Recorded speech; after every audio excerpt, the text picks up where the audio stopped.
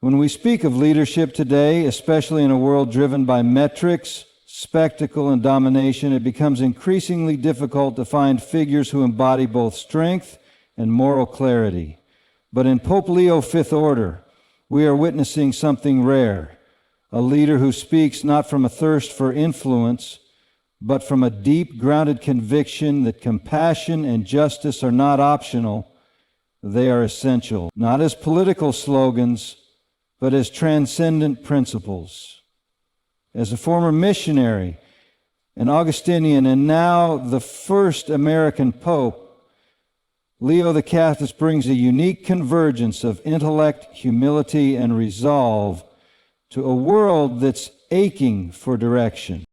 He did not rise through the church by self-promotion or bureaucracy. He rose through service, through decades of close contact with the poor, the marginalized, the overlooked. And that origin shapes every decision he makes. His message is clear. The church must not mirror the systems of dominance it often critiques. It must stand as a counter-narrative, a structure of meaning in an increasingly hollow moral landscape. What makes Leo Camporti's leadership compelling is that it doesn't flinch from complexity. He doesn't pretend that compassion means being passive or that justice is about punishment. He refuses to polarize those virtues. Instead, he fuses them, showing that true compassion demands courage and that true justice cannot exist without mercy. In this way, his leadership reflects something older and deeper than ideology. It echoes Christ himself. In an age of fragmentation, where even religious institutions struggle to remain grounded in principle, Pope Leo Catapulta reminds us that leadership anchored in moral truth is still possible. And not only possible, it's necessary. Because the world doesn't just need more ideas, it needs examples. It needs men and women willing to embody what they claim to believe. That is the kind of leadership we're exploring here today, one shaped by compassion, one defined by justice, and one that may very well change the course of the church and the world with both. Demonstrates, perhaps more than any contemporary leader, is that true influence doesn't begin with command, it begins with presence. This may seem counterintuitive in a culture obsessed with visibility, virality, and metrics. But Leo's leadership reminds us that being truly present with people, not just administratively, but emotionally and spiritually, is not a passive gesture. It is, in fact, a radical act. It means listening with full attention. It means allowing another person's suffering to enter into your own awareness, rather than walling it off for the sake of efficiency or comfort. And it means recognizing that authority at its core is not about control, it's about responsibility. This idea echoes deeply through both Christian theology and psychological truth. Theologically, Christ's model of leadership wasn't rooted in dominance, it was rooted in incarnation. He entered the world, walked among the people, touched the untouchable, and dignified the broken. Leo XIV is not trying to replicate that in symbolic ways. He's embodying it directly. He visits the margins, not for photographs, but because he understands that the credibility of a moral institution is earned not in press releases, but in proximity to the pain it claims to care about. Logically, presence matters for a different, though related, reason. Human beings are wired for connection. The experience of being truly seen and heard has measurable neurological impact. It regulates emotion, enhances cognitive clarity, and grounds identity. When a leader like Pope Leo the Catholic shows up not just physically, but emotionally, he affirms something deep in the human spirit. That your story matters, that your suffering isn't invisible, that you are not alone in a world that often feels like it rewards cold ambition more than compassionate engagement. And yet, his leadership is not soft. It's not about sentimentalism. His presence doesn't dilute responsibility, it intensifies it.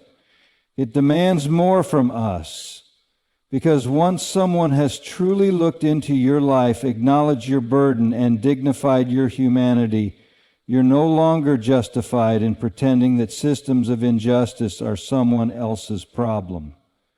Compassion in this model is not a feeling. It's a discipline. It's a commitment to be available, to stand near what is uncomfortable, not just theorize about it from a safe distance. This theology of presence, this insistence on showing up, is especially urgent now in a world dominated by digital abstraction, by institutions that often dehumanize rather than dignify. Leo's leadership reminds us of the ancient truth: you cannot transform what you are unwilling to face. His presence is a challenge, not just to the church, but to all of us. Because maybe the deepest act of leadership you can take today is not to make noise, not to assert control, but to become profoundly present to your family, your community, your responsibilities, to show up fully when it would be easier to look away. And that's where compassion begins, not in theory, but in presence, not in policy, but in proximity, and not in noise, but in the silence of attention. One of the most profound shifts Pope Leo XIV has made, and it's a quiet shift but a seismic one, is how he speaks about justice.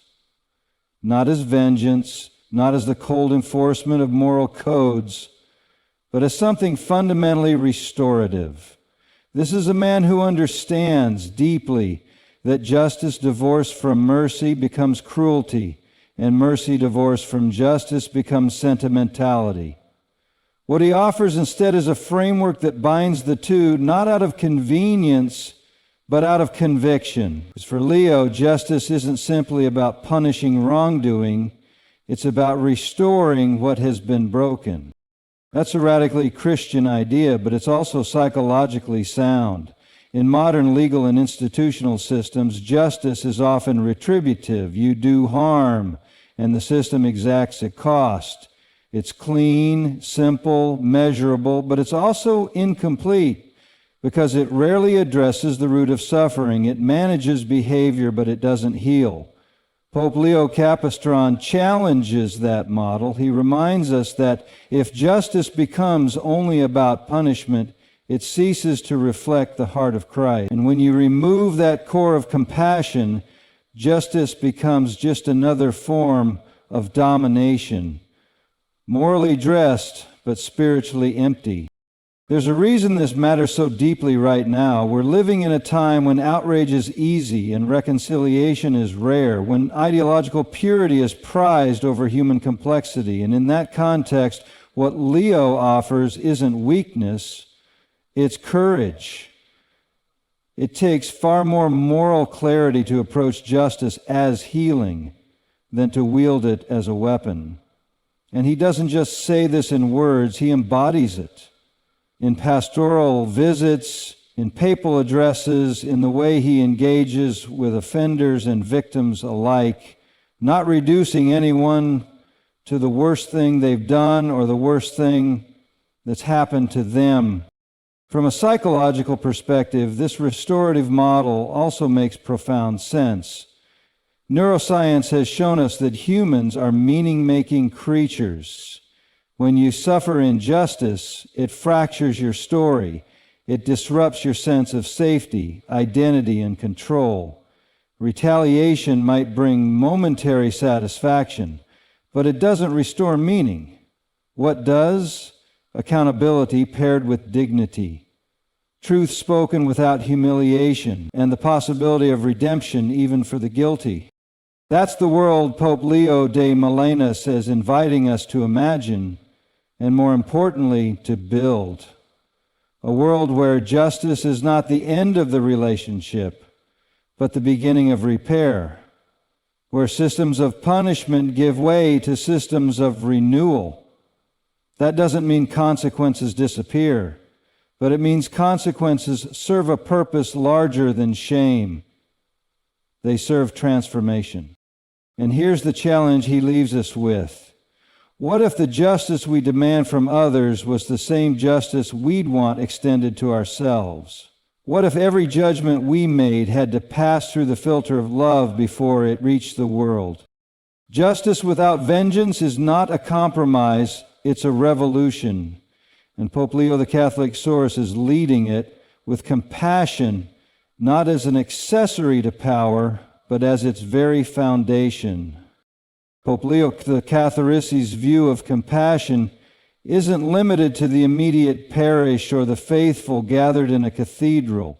It extends far beyond the confines of religious institutions, national identities, and political ideologies. That's part of what makes his leadership so disruptive. He dares to insist that Christian compassion is not tribal, it's universal. And in doing so, he confronts a dangerous but comfortable lie that we are only responsible for those who are like us. In our age, tribalism has become a seductive refuge. It offers clarity in an uncertain world, us versus them, good versus bad, right versus wrong. But it also reduces our capacity to see the full humanity of the other. And this is precisely where Leo steps in. He doesn't merely challenge this impulse theologically, he dismantles it philosophically. Because to claim to follow a universal God while enforcing compassion only within national or ideological boundaries is not faithfulness. It's idolatry. It's worshiping a false god of safety cloaked in the language of morality. What Pope Leo the Catholic is calling for is not tolerance. Tolerance is too weak, too indifferent. He's calling for something stronger, solidarity. The belief that the suffering of any person, regardless of nationality, religion, or status, is a theological event. It matters to God, and therefore it must matter to us. This universal view of compassion is not politically convenient. It's politically costly. But that's what makes it authentic. Consider the refugee, the undocumented worker, the impoverished family living oceans away. These are not peripheral concerns in Leo's view, they are central, because the borderless love of God demands a borderless ethical responsibility. That doesn't mean nations don't have the right to govern. It means the church, and by extension all moral people, must never let those laws supersede the call to love without condition. And this is not just theology, it's also a psychological truth. We are wired to empathize more easily with those who look, speak, and live like us. But moral maturity begins when we stretch that empathy across difference, when we allow ourselves to feel responsible for people we've never met, when we choose to widen the circle of concern rather than shrink it out of fear. Leo's global compassion confronts us with an uncomfortable but necessary question. Is our compassion real if it ends where our comfort begins? Or are we only merciful when it costs us nothing? In a world increasingly marked by division, Pope Leo XIV's leadership offers a defiant alternative. Not unity through sameness, but solidarity through shared dignity. It's a far more difficult path, but also a far more transformative one.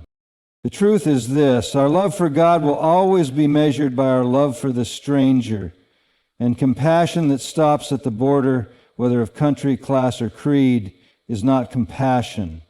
It's convenience. And in the world Pope Leo envisions, convenience has no place where conviction is required.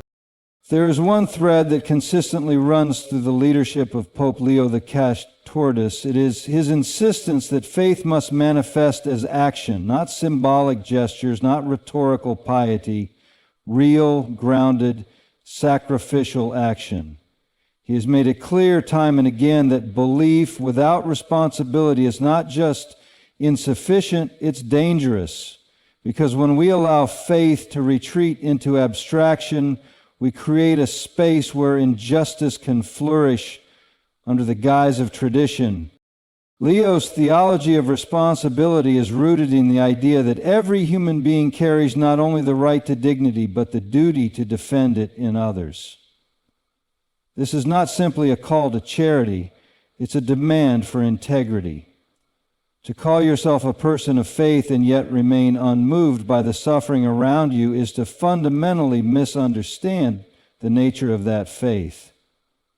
In his own words, God is not impressed by beautiful words if those words are not lived. And that's not merely a religious statement, it's an ethical one and even a psychological one. Responsibility has fallen out of favor in modern discourse. We are told to focus on the self, to protect our boundaries, to avoid what is toxic or draining.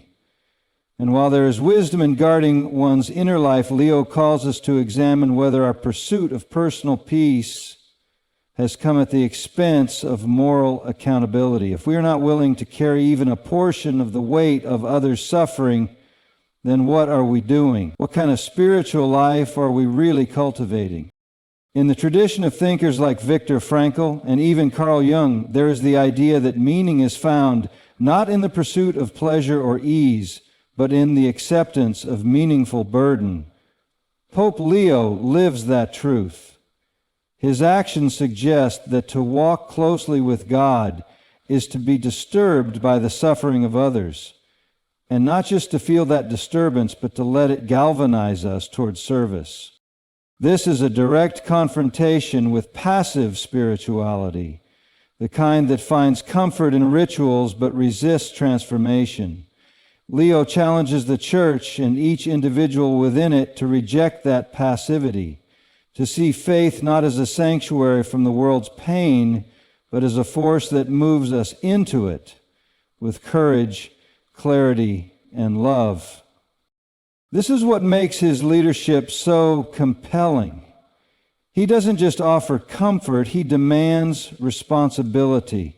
And in doing so, he invites us to move from a shallow kind of belief to something deeper and more dangerous, a faith that costs us something, a faith that reshapes our priorities, our schedules, our wallets, and our politics. At the heart of this vision is a simple truth. If your faith isn't compelling you to act, then it isn't faith, it's theater. And in the face of real human suffering, we don't need more performers. We need people willing to carry the weight. In the legacy of Pope Leo XIV, we are presented not with a figure of detached authority, but with a leader whose strength lies in radical empathy and moral clarity.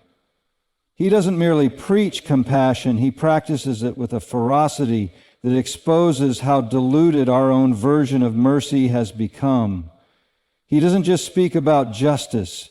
He insists that it must be rooted in restoration, not retaliation. And above all, he lives the uncomfortable but necessary truth that faith demands responsibility for the vulnerable, for the forgotten, and for the very systems we often benefit from but rarely question.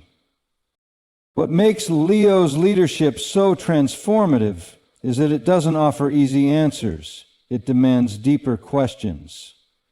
It invites us not to admire the gospel from a distance, but to embody it in the mess and tension of real life. He refuses to let Christianity become an aesthetic or a tribal badge. For him, it is always an ethical calling, a call to see the divine in the stranger, the enemy, the poor, and even in those we are tempted to dismiss. This is not the path of comfort. It is the path of courage. And it is precisely that courage that distinguishes moral leadership from mere institutional survival. Leo reminds us that the church, and each of us within it, must choose between relevance and righteousness. One makes you popular, the other makes you true. So the question we are left with is not simply what kind of pope he is, but what kind of people we are willing to become in response to his vision. Will we remain safe in our convictions, Or will we risk something for the sake of the world he dares us to love? Because at the end of the day, the measure of any spiritual life is not in how loudly it proclaims the truth, but in how faithfully it practices compassion, how fiercely it seeks justice, and how deeply it shoulders the responsibility of being human. That's the challenge Pope Leo XIV has laid before us, and it's one we can no longer afford to ignore.